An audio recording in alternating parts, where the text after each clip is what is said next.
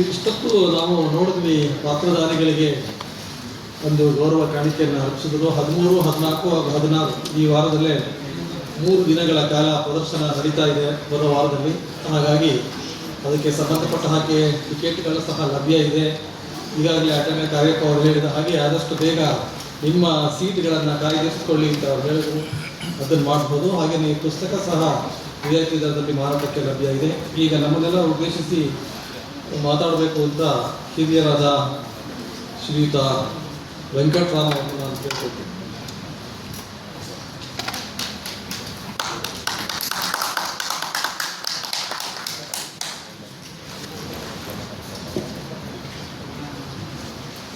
ಭಾರತ ಮಾತೆಗೆ ವಂದಿಸುತ್ತಾ ಪೂಜ್ಯ ಬಾಬಾ ಸಾಹೇಬ್ ಅಂಬೇಡ್ಕರ್ ಸ್ಮರಣೆ ಮಾಡಿಕೊಳ್ತಾ ವೇದಿಕೆ ಮೇಲೆ ಆಸೀನರಾಗಿರ್ತಕ್ಕಂಥ ಎಲ್ಲ ಗಣ್ಯರೇ, ಇಲ್ಲಿ ನೆರೆದಿರ್ತಕ್ಕಂಥ ಗಣ್ಯಮಾನ್ಯರೇ, ನನ್ನ ಯುವಕ ಮಿತ್ರರೇ, ಪೂಜ್ಯ ಬಾಬಾ ಸಾಹೇಬ್ ಅಂಬೇಡ್ಕರ್ ಅವರು ಇತಿಹಾಸವನ್ನು ಯಾರು ಅಧ್ಯಯನ ಮಾಡಲ್ಲ ಅವರು ಇತಿಹಾಸವನ್ನು ನಿರ್ಮಾಣ ಮಾಡೋಕ್ಕೆ ಸಾಧ್ಯವಿಲ್ಲ ಅಂತ ಹೇಳಿದರು.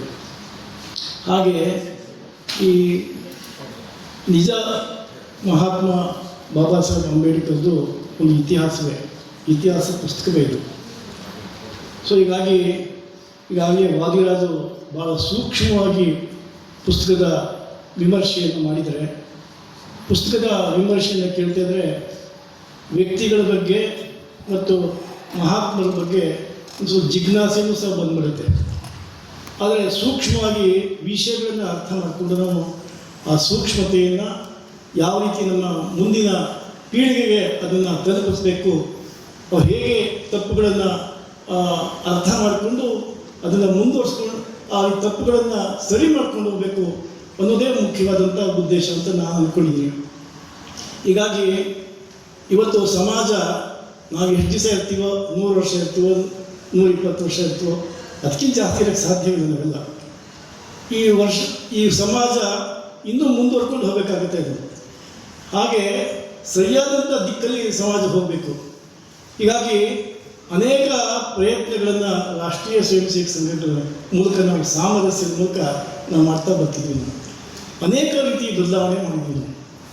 ವಾದಿರಾಜು ನಾವೆಲ್ಲ ಸೇರಿಕೊಂಡಿದೆ ಮೈಸೂರು ನಗರದಲ್ಲೇ ಲಿಂಗಾಯತರ ಮನೆಯಲ್ಲಿ ಬಾಬಾ ಸಾಹೇಬ್ ಅಂಬೇಡ್ಕರ್ನ ಜಯಂತಿಯನ್ನು ಮಾಡಿದ್ವಿ. ಅಲ್ಲಿಯ ಎಲ್ಲ ಲಿಂಗಾಯತರ ಮನೆಗಳಲ್ಲಿ ಹೆಂಗಸರು ಮತ್ತು ಎಲ್ಲ ಪೋಷಕರು, ಅವರ ಒಡನಾಟಗಳು ಮತ್ತು ಬೇರೆ ಬೇರೆ ವ್ಯಕ್ತಿಗಳು, ದಲಿತ ಮುಖಂಡರು ಎಲ್ಲರೂ ಒಟ್ಟಿಗೆ ಸೇರಿ ಬಾಬಾ ಸಾಹೇಬ್ ಅಂಬೇಡ್ಕರ್ ಜಯಂತಿ ಮಾಡಿದ್ರು. ಹಾಗೆ ಬ್ರಾಹ್ಮಣರ ಮನೆಯಲ್ಲೂ ಸಹ ಅಂಬೇಡ್ಕರ್ ಜಯಂತಿ ಮಾಡಿದ್ವಿ. ಇದೆಲ್ಲ ನಿಮಗೆ ಗೊತ್ತಿಲ್ಲ, ಆದರೆ ಕೆಲವು ಗೊತ್ತಿರ್ಬೋದು. ಅದು ಇದನ್ನು ತಿಳಿಸ್ಬೇಕು ಅಂತ ನಾನು ಹೇಳ್ತಾ ಇರ್ತಕ್ಕಂಥದ್ದು. ಮುಂದಿನ ಪೀಳಿಗೆಗೆ ಇದು ಗೊತ್ತಾಗಬೇಕು. ನಾವೆಲ್ಲ ಸಾಮರಸ್ಯದಿಂದ ಇರಬೇಕು, ಸಮಾಜವನ್ನು ಒಗ್ಗೂಡಿಸ್ಬೇಕು. ಅಸ್ಪೃಶ್ಯತೆ ಹೋಗಬೇಕಾದ್ರೆ ನಾವೆಲ್ಲ ಹತ್ತತ್ರ ಬರಬೇಕಾಗುತ್ತೆ. ಹಾಗೆ ಒಕ್ಕಲಿಗರ ಮನೆಯಲ್ಲೂ ಸಹ ಅಂಬೇಡ್ಕರ್ ಜಯಂತಿ ಮಾಡಿದ್ವಿ.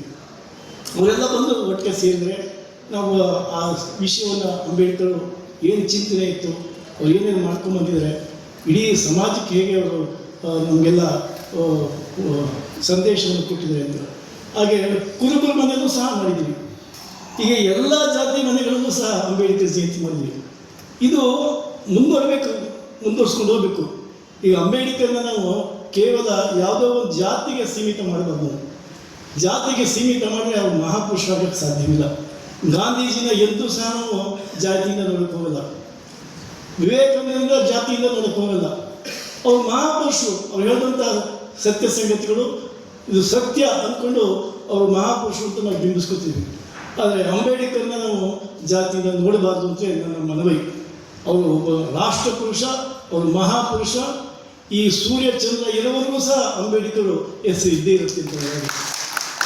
ಹೀಗಾಗಿ ಸಾಮರಸ್ಯದ ಒಂದು ಕೆಲಸ ರಾಷ್ಟ್ರೀಯ ಸ್ವಯಂ ಸೇವಕ ಸಂಘ ಮಾಡ್ಕೊಂಡ್ಬರ್ತದೆ. ಈ ಪಂಚಪರಿವರ್ತನೆ ಅಂತ ನಮ್ಮ ಸಂಘದಲ್ಲಿ ಒಂದು ನಿರ್ಣಯ ಆಗಿದೆ. ಈ ಈಗಾಗಲೇ ಸ್ವದೇಶಿ ವಿಷಯವನ್ನು ಮಹಾರಾಜರು ಹೇಳಿದರು. ಹಾಗೆ ಸಾಮರಸ್ಯದ ವಿಷಯವನ್ನು ಸಹ ಈ ಪಂಚಪರಿವರ್ತನೆಯಲ್ಲಿ ಅಳವಡಿಸ್ಕೊಂಡಿದ್ದೀವಿ.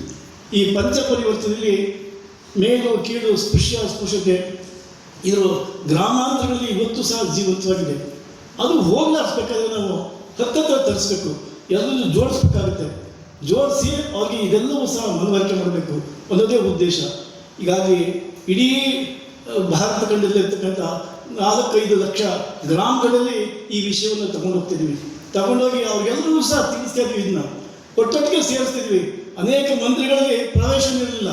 ಸಂಘದ ಸ್ವಯಂ ಸೇವಕರು ಅವೆಲ್ಲ ಆ ಮಂದಿರಗಳಿಗೆ ಪತ್ರ ಕರ್ಕೊಂಬಂದು ಎಲ್ಲರೂ ಒಟ್ಟಿಗೆ ಕೂತು ಭಾರತ ಮಾತಿಗೆ ಜೈವಾಗಲಿ ಅಂತ ಪ್ರಾರ್ಥನೆ ಮಾಡಿ ಅವನ್ನೆಲ್ಲ ಮತ್ತೊಮ್ಮೆ ನಮ್ಮ ಮೇಲು ಕೀಳು ಮತ್ತು ನಾವೆಲ್ಲ ಬೇರೆ ಬೇರೆ ಅನ್ನುವಂಥದ್ದನ್ನ ಹೋಗ್ಲಾಡಿಸುವಂಥ ಕೆಲಸವನ್ನು ಸಂಘ ಈ ಸಾಮರಸ್ಯದ ಮೂಲಕ, ಈ ಪಂಚ ಪರಿವರ್ತನೆ ಮೂಲಕ ನಾವು ಕೆಲಸ ಮಾಡ್ಕೊಂಡು ಬರ್ತಿದ್ವಿ. ನಾವು ಸಹ ಇದರಲ್ಲಿ ತೊಡಗಿಸ್ಕೊಳ್ಬೇಕು. ಇದರ ಮುಖ್ಯ ಉದ್ದೇಶ ಅಂದರೆ ಸಮಾಜ ವಿಘಟಿತವಾಗಬಾರ್ದು, ಸಮಾಜ ಒಂದಾಗಬೇಕು ಅನ್ನೋದೇ ಏಕೈಕ ಉದ್ದೇಶ. ಆ ಒಂದು ಪ್ರಯತ್ನ ಈ ಪುಸ್ತಕದ ಮೂಲಕ ನಾವು ಮಾಡ್ತಿದ್ವಿ ಅಂತ ಅಂದ್ಕೊಂಡು ಈ ಪುಸ್ತಕ ಮತ್ತು ನಾಟಕಕ್ಕೆ ಯಶಸ್ಸು ಸಿಗಲಿ ಅಂತ ಹೇಳ್ತಾ ನನ್ನ ಮಾತು ಮುಕ್ತಾಯ ಮಾಡ್ತಾ ನಮಸ್ಕಾರ.